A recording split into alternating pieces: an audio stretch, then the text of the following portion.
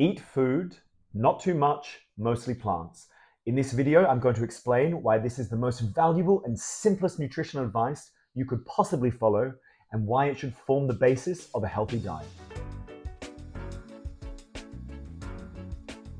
Hello and welcome to the Vocal Pro Health Hub, the destination for singers and other voice professionals looking for top-notch health advice and support.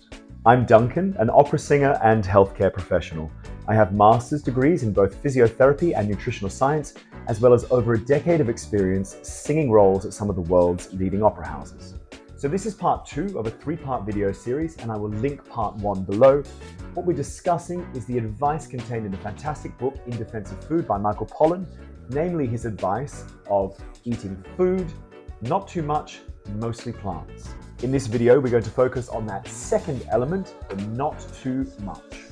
So in this second part of the advice, not too much, the book delves into the issue of overeating and the prevalence of mindless eating in modern society.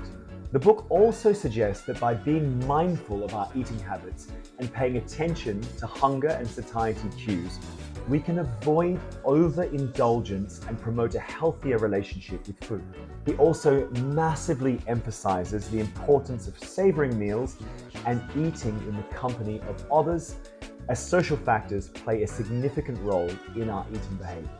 When I tend to offer this advice to individuals or when I give it in seminars and lectures, I tend to adjust this part of the equation just slightly from not too much to the right amount. This is because, in my opinion, focusing on saying it in the negative, don't eat too much, really only puts the focus on overeating and slightly forgets the possibility that some people do tend to undereat. So when I talk about focusing on eating the right amount, what I mean is you should eat enough to satisfy all of your body's needs, but not more. And there are detriments to going either side of that spectrum. If you don't eat enough, there are issues, and if you eat too much, particularly over a long period of time, other health issues can form. It's of course important to note that what constitutes the right amount of food can vary both inter-individual and intra-individual. So what constitutes the right amount of food for me will be slightly different to you.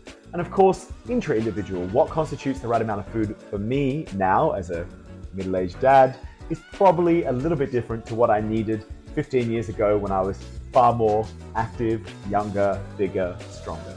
Now, this advice might seem relatively simple to follow on the surface, but in my experience, it's the element that people find the hardest to adhere to.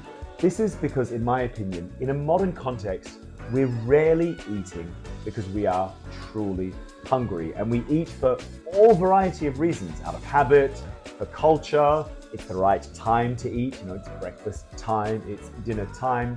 We eat for social reasons, we eat because advertising tells us to, we eat for psychological, emotional reasons, we eat because we're bored, we eat to celebrate, it's someone's birthday, let's have a cake, let's pop champagne, this sort of thing. So in a modern context, we're lucky enough to not only be eating because we are hungry.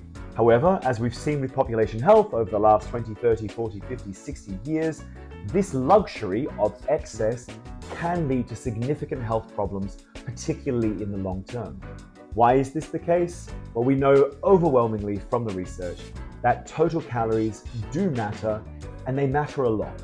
So in order to get the full benefit of your dietary choices and avoid health detriment, you need to focus on both the quantity and quality of your calories. So when people control the quantity of their calories, but neglect the quality, so they're eating the right amount of food, but they're not eating making particularly good food choices, we see they fall into certain types of health detriment.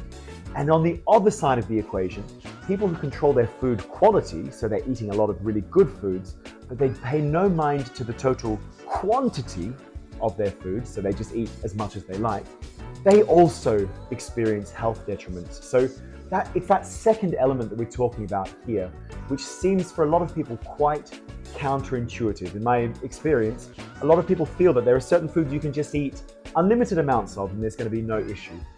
This simply is not the case, and in order to get the maximal health benefit and avoid detriment from your dietary choices, you need to focus on both halves of the equation. calorie quantity, and caloric quality. So, eat food, not too much, mostly plants. Hopefully at this point you understand those first two elements. In the next video, I'll be covering the mostly plants element and final piece of the puzzle. I hope you found that information useful. Remember, your body is your instrument. Why not treat it like a Stradivarius? If you enjoyed the video, please give it a thumbs up and consider subscribing to the Vocal Pro Health Hub for future videos and more valuable content. If you have any questions or perhaps suggestions for future videos, please leave them in the comments below.